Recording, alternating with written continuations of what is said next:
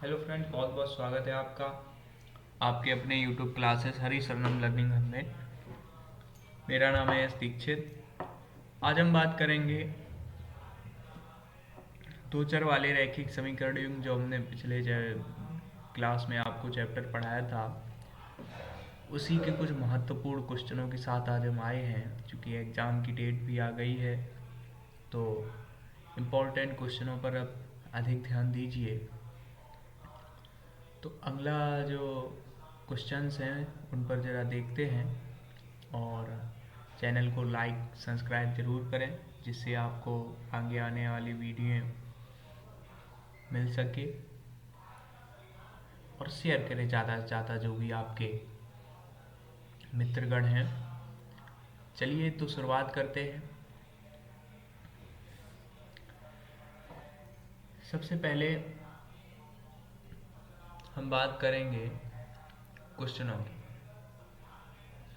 पहला क्वेश्चन है कि आफ्ताब अपनी पुत्री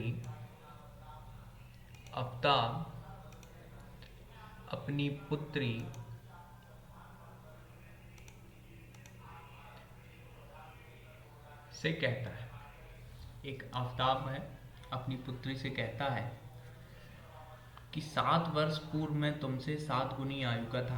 बहुत अच्छा क्वेश्चन है। ऐसे क्वेश्चन बहुत कम आते हैं, लेकिन एक दो बार पूछा जाता है। एक ऐसा क्वेश्चन एक दो जरूर आते हैं इनसे संबंधित लेंदी क्वेश्चन जो पकाऊ होते हैं।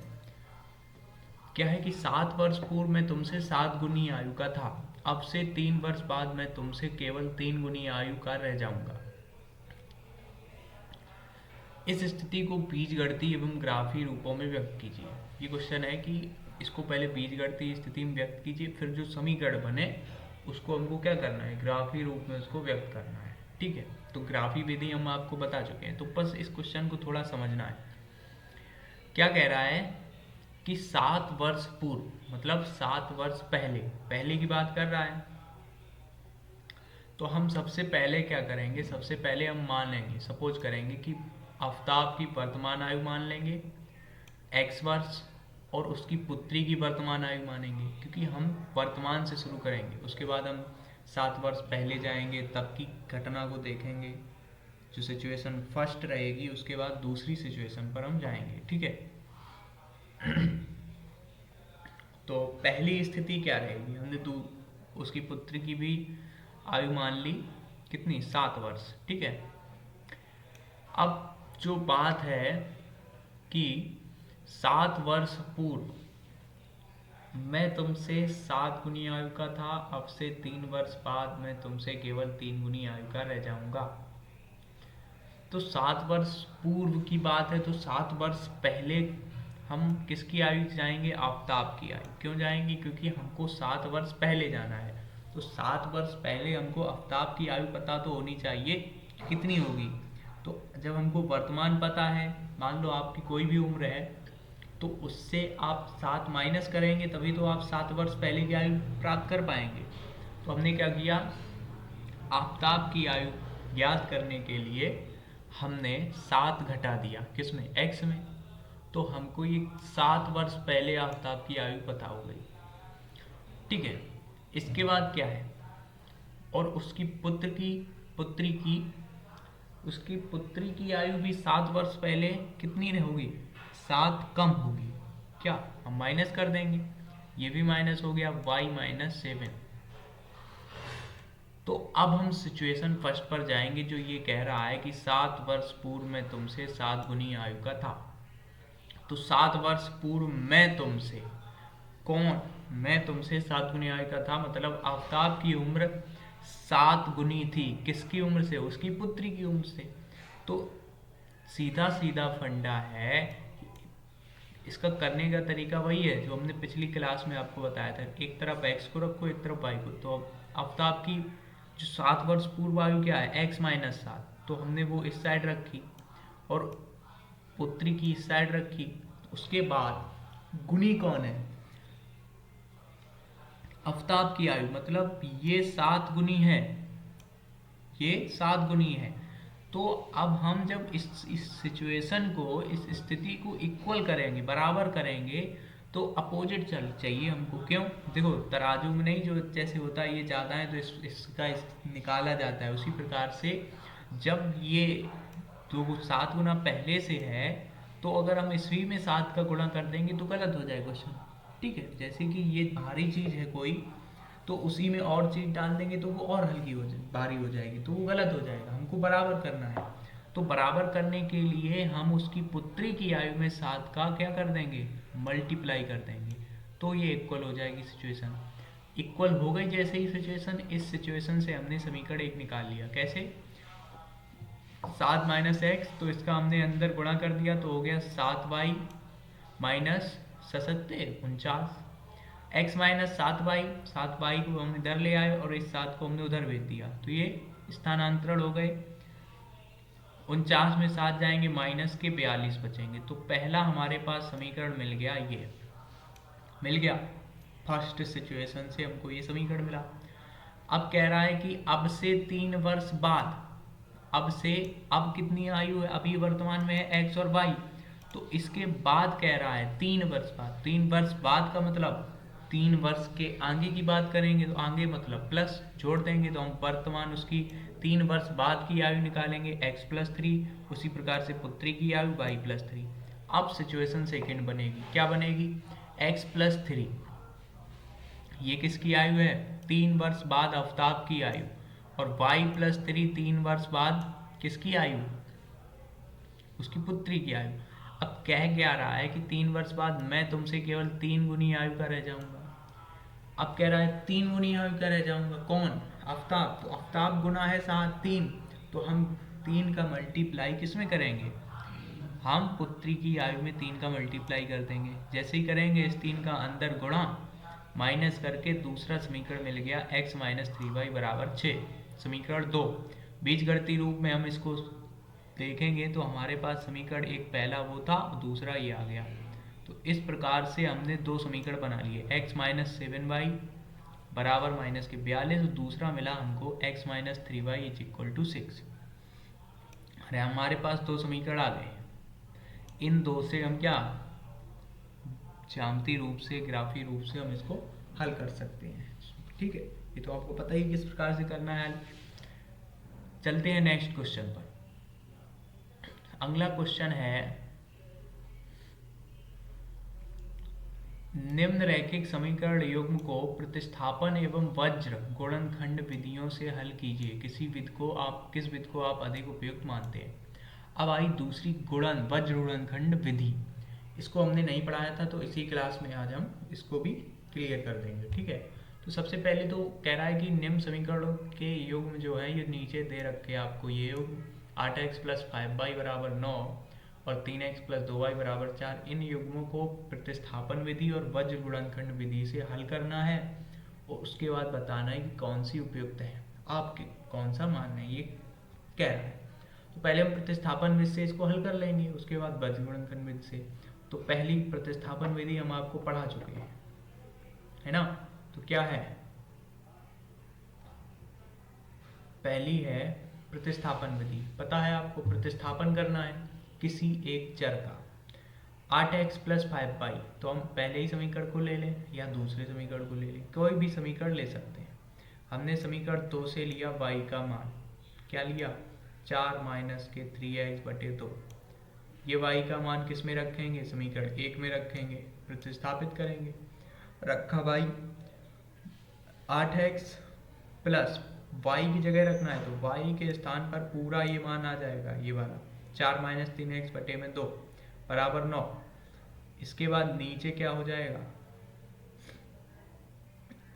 इसको हम करेंगे लासा लेके सॉल्व, तो इसमें 2 आएगा, लासा आएगा, तो इसमें 2 का गुणा, 8 2 8x, 8 गुणा 2, 8 दूनी 16x, प्लस 5 गुणा 4 माइनस 5 इंटू 3x, लासा लेके सॉल्व करेंगे तो आ जाएगा। और ये जो नीचे 2 लासा वाला था, इसको इधर भेज दिया, सॉल्व किया, 16x plus 20 minus 15x is equal to 18। इस 16 को हम क्या कर देंगे, उधर भेज देंगे। सॉरी, 16 में से 15 एक्स चले जाएंगे, कितने बचेंगे एक्स, ये प्लस 20, और ये 18 को इधर ले आओ, चाहे 20 को उधर ले जाओ, तो उधर ले जाओगे तो माइनस का हो जाएगा। 20 में से 18 बच गए, 2 बचा, तो एक्स का मान आ जाएगा -2। इसी प्रकार से y का मान, अब x का मान मिल गया, समीकरण इसमें रखो आगे सीधा, y का मान, x का मान 2 रखा, तो 3 दूनी 6, 6 में से 4 गया, बचा 2। इधर देख लो,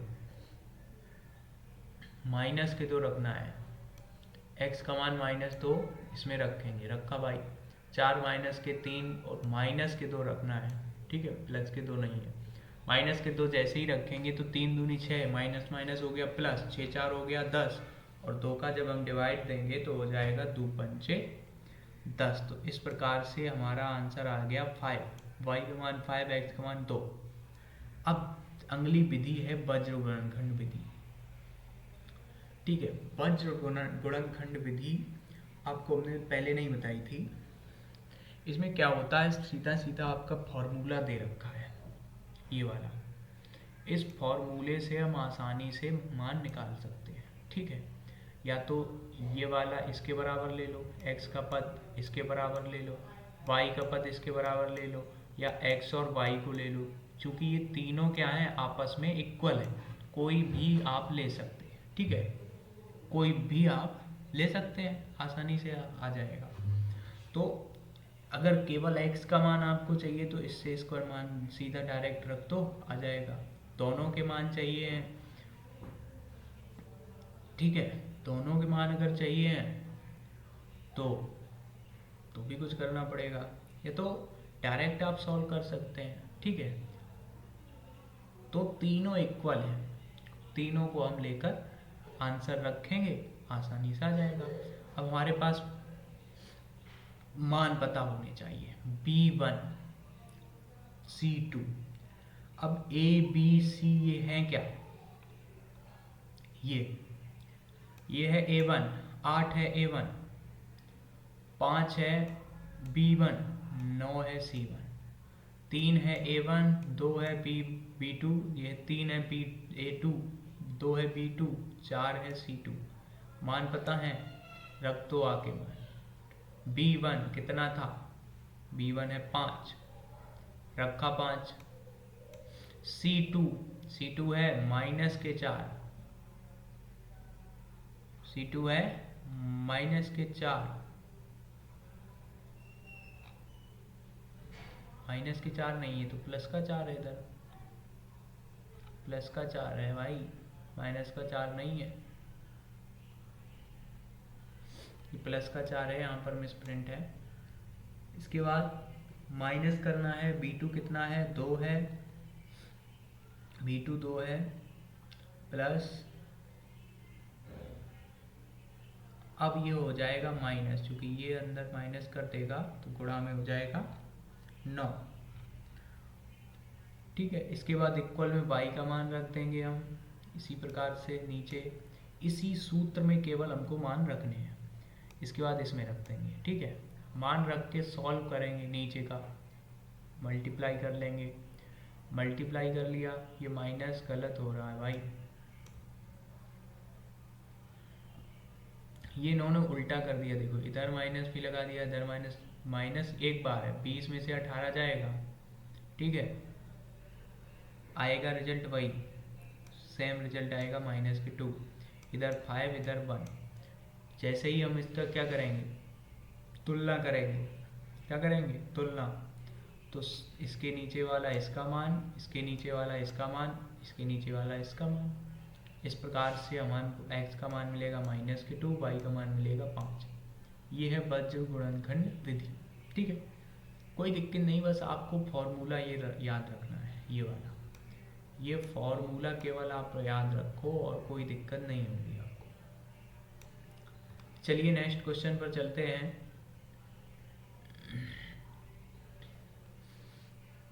क्वेश्चन है कि ऋतु धारा के अनुकूल 2 घंटे में 20 किलोमीटर तैर सकती है और धारा के प्रतिकूल 2 घंटे में 4 किलोमीटर तैर सकती है।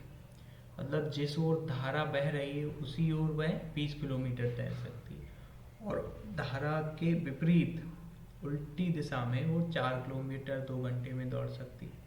उसकी स्थिर जल में तैरने की चाल तथा धारा की चाल ज्ञात कीजिए। स्थिर जल में अभी जल बह रहा है, ठीक है, बहती दिशा में 20 किलोमीटर वो 2 घंटे में चल रही है, और उल्टी दिशा में जिस ओर से जल आ रहा है उस ओर जाती है तो वो 4 किलोमीटर तैर रही है।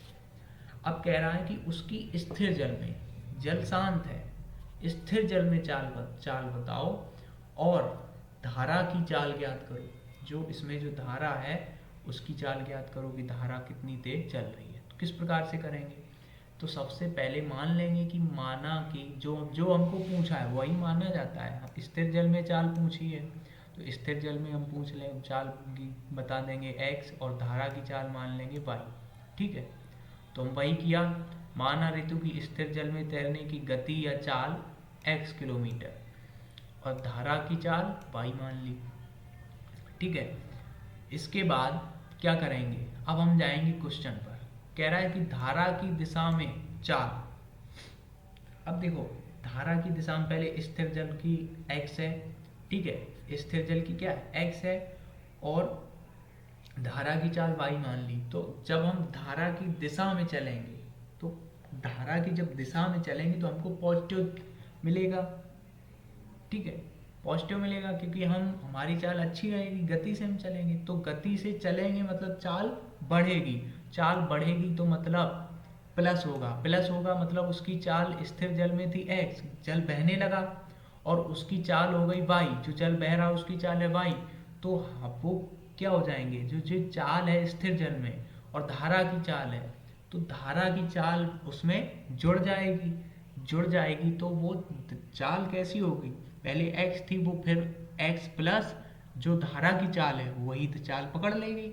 तो इस प्रकार से जो धारा की दिशा में चाल हो जाएगी वो जो स्थिर जल में है उसमें धारा की चाल जुड़ जाएगी, धारा की चाल जुड़ेगी तो x प्लस वाई हो जाएगी, ठीक है। जैसे मान लो, जैसे कि स्थिर जल में उसकी चाल मान लो ये 20 किलोमीटर है, ठीक है, और धारा चल रही है मान लो 4 किलोमीटर, धीमी है, ज़्यादा तेज नहीं है धारा, 4 किलोमीटर पर आवर के माध्यम से धारा चल रही है।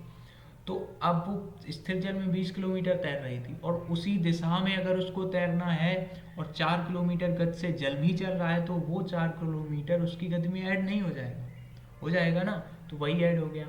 अब धारा के प्रतिकूल चाल, धारा के प्रतिकूल मतलब उल्टा बहना है, उल्टा जाना है तो क्या हो जाएगा, x जो उसकी स्थिर जल में चाल है, और y जो धारा की चाल है वो विपरीत दिशा में उसका पर प्रभाव करेगी, तो वो उतनी जो किलोमीटर की जो दूरी है, जो चाल है वो हो जाएगी कम, तो माइनस हो जाएगी, तो x माइनस वाई। तो ये क्या हो गया, धारा की दिशा में चाल और ये धारा के प्रतिकूल चाल, ये दो हमारे पास चीज़ें निकली। अब जो चाल का सूत्र होता है समय से निकाल सकते हैं आप, समय बराबर दूरी बटे चाल से चाल का क्या सूत्र निकलेगा बताओ। इस तो चाल को इधर भेजेंगे तो मल्टीप्लाई में आएगा, ये आएगा, तो चाल बराबर दूरी बटे समय सूत्र हो जाएगा। तो इस समय से समय कितना है 2 घंटा, दोनों में सेम है तो समय 2 घंटा। पहली स्थिति अगर हम देखें तो चाल कितनी है 20 किलोमीटर, दूरी दूरी कितनी है 20 किलोमीटर, 20 किलोमीटर हो गया। और धारा की दिशा में चाल कितनी है x प्लस वाई, चूंकि हम धारा की दिशा में बात कर रहे हैं, पहला टॉपिक क्या है धारा की दिशा में बात करना, धारा की दिशा में चाल उसकी x प्लस वाई है। इससे हमको समीकरण मिल जाएगा x प्लस वाई बराबर 20/2, यानी कि x प्लस वाई बराबर 10। एक समीकरण हमारे पास बन के आ गया, ठीक है। अब दूसरा क्या है, वही सूत्र लगाएंगे, समय बराबर दूरी बटे चाल या चाल बराबर दूरी बटे समय से ही हम निकालेंगे। कैसे, समय उतना ही है कितना 2 घंटे, अब चाल दूरी बदल गई, कितनी हो गई 4 किलोमीटर, 4 किलोमीटर हो गई तो हमने 4 रखा, और धारा की प्रतिकूल चाल उसकी कितनी है x माइनस वाई, इसको रखा, आंसर निकाला, कितना आया x माइनस वाई बराबर 2, समीकरण 2। बस x और y की मान निकाल ले हैं, आंसर निकल आएगा।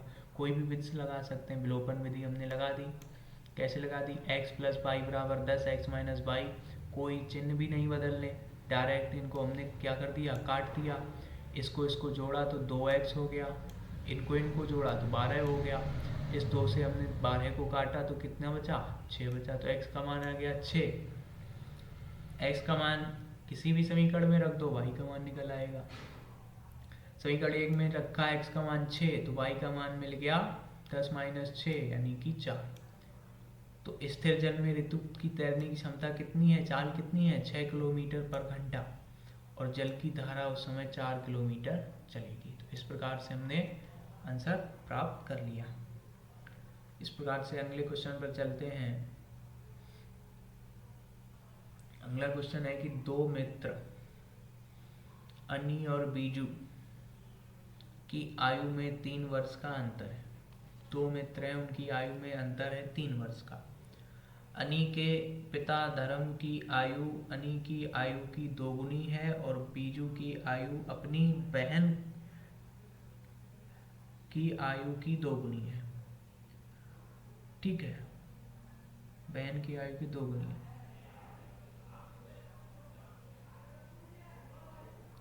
अनी की और धर्म की आयु का अंतर 300 वर्ष है। अनी और बीजू की आयु ज्ञात कीजिए। आयु ज्ञात करनी है।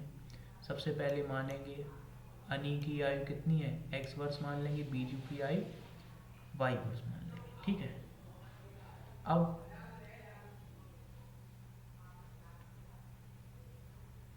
क्या कह रहा है, प्रथम शर्त के अनुसार कि दो मित्रों अनी और बीजू की आयु में अंतर 3 वर्ष है। अब कोई छोटा होगा कोई बड़ा होगा, वो कैसे पता चलेगा, वो कैसे पता चलेगा, क्योंकि अनी अपने पिता से तुलना कर रहा है और ये बहन से, तो जो बहन वाला है वो बड़ा होगा, दुगनी बता रहा है बहन से, तो वो बड़ा होगा। ठीक है, और उसके अनी आयु दोगुनी, बीजू की आयु अपनी धर्म की आयु पिता की दुगनी। ठीक है, अनी की आयु की दुगनी है उसके पिता की, और इसके बहन की आयु दोगुनी है, तो बड़ा कौन, दूसरा वाला, तो y is greater than x, Biju बड़ा। तो अंतर जो बड़ा है उससे छोटे को घटाएंगे, y माइनस एक्स बराबर 3। ठीक है, ये प्रथम शर्त के अनुसार। अब अनी के पिता की आयु, अनी के पिता की आयु माइनस 2 गुणा अनी की आयु, अनी के पिता की आयु माइनस 2 गुणा अनी की आयु। क्या कह रहा है कि अनी के पिता धर्म की आयु अनी की आयु की दोगुनी है, तो जो बड़ा है उसको क्या करना है, उसके विपरीत में गुणा कर देना है। तो इसमें गुणा किया तो कितनी आ जाएगी, 2x, तथा बीजू की बहन की आयु बराबर अनी के पिता की आयु ने कितनी निकाल ली, 2x, क्योंकि x अनी की आयु है तो और उससे दुगनी उसके पिता की आयु है, तो अनी के पिता की आयु 2x आ गई। बीजू की बहन की आयु निकालेंगे तो क्या है, दुगनी, और बीजू की आयु अपनी बहन की आयु की दुगनी है, बहन की आयु की दुगनी है।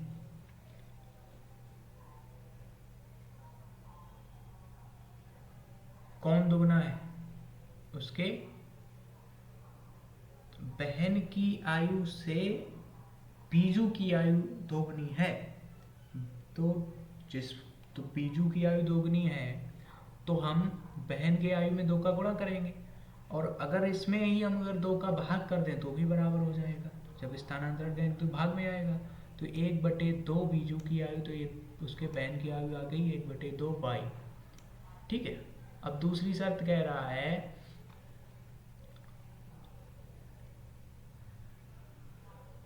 कि अंतर 30 है,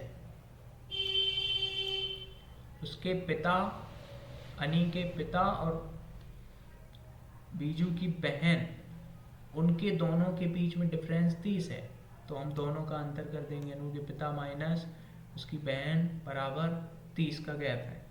इससे हमको एक मिल जाएगा, इस दो को हम इसमें मल्टीप्लाई कर देंगे तो लासा लेके तो ये हो जाएगा 4x माइनस वाई बराबर 60। समीकरण मिल गया 2। समीकरण 1 कौन था, ये बन गया था। समीकरण 2 ये मिल गया। 1 और 2 को हम क्या कर देंगे, जोड़ दो, क्योंकि ये माइनस है इसमें। ठीक है, क्या कर देंगे, माइनस कर देंगे, योग नहीं करेंगे, माइनस करेंगे। माइनस करिए, पहला समीकरण 4x माइनस वाई बराबर 60, दूसरा समीकरण माइनस कर दो इसको। ठीक है, नहीं माइनस करना ही नहीं पड़ेगी, जोड़ेंगे, क्योंकि ये माइनस का है, इधर प्लस का वाई, तो उसको उल्टा करके लिखेंगे, ये हो जाएगा वाई से वाई कट जाएगा, 4 में से 1 गया, 3x बराबर 63, भाग देंगे तो 21 दिया 63, x का मान 21, y का मान भी प्राप्त हो जाएगा। कहाँ पे, किसी में भी रख दो, समीकरण 1 में ही रखा, x का मान 21, माइनस के 21 इधर जाएगा, प्लस के 21, 21 में 3 जोड़ा 24, तो y का मान कितना आ गया 24। तो कौन बड़ा हुआ, y बड़ा था। इस प्रकार से हमने दोनों की आयु निकाल ली। ठीक है, इसके बाद 3 क्वेश्चन आपके लिए हमने रखे हैं, आप लोग जरूर लगाइएगा इनको। एक मित्र दूसरे मित्र से कहता है कि यदि मुझे 100 दे दो तो मैं आपसे 2 गुना धनी बन जाऊंगा। इस प्रकार से क्वेश्चन है। दूसरा रेलगाड़ी वाला है, आपने भले ही किया हो। एक और है, कक्षा में विद्यार्थियों पंक्तियों में खड़ा होने ना आने पर आप हमको कमेंट करिएगा, तो हम आपको ज़रूर बताएंगे। ठीक है, और चैनल को सब्सक्राइब करें, बेल आइकन को दबाएं, जो कि आपको पता चले कि हमारा वीडियो कब आने वाला है, और अपनी तैयारी करते रहें। धन्यवाद।